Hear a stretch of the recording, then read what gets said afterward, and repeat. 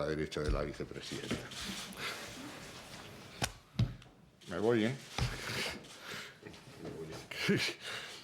Sí, mi pregunta es muy breve. Me gustaría saber si, aprovechando que nuestro embajador en Estados Unidos también está aquí, ayer por lo menos estaba, si se ha hablado con él sobre este tema también.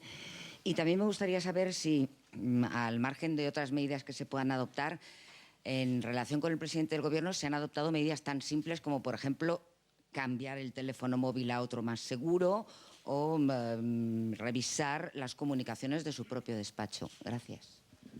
Lo otro pertenece a la Intendencia de la Presidencia y yo, por tanto, no sé lo que se ha hecho en ese tema. Yo llevo sin hablar por teléfono año y medio.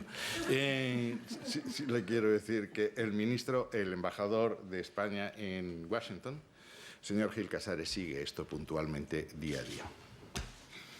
¿Algo más? Una última. Hacer una pregunta sobre la parte sexy.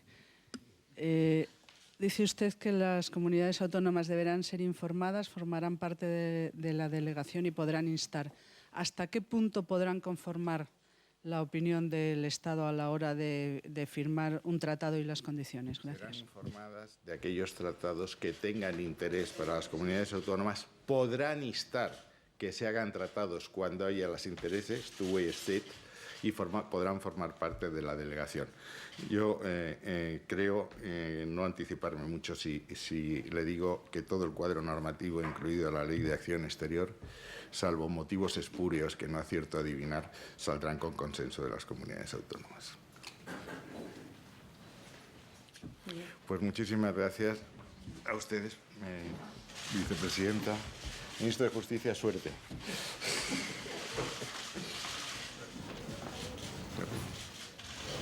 Muchas gracias, vicepresidenta. Le deseamos buen viaje al ministro de Asuntos Exteriores hacia la entrega de los premios Príncipe de Asturias.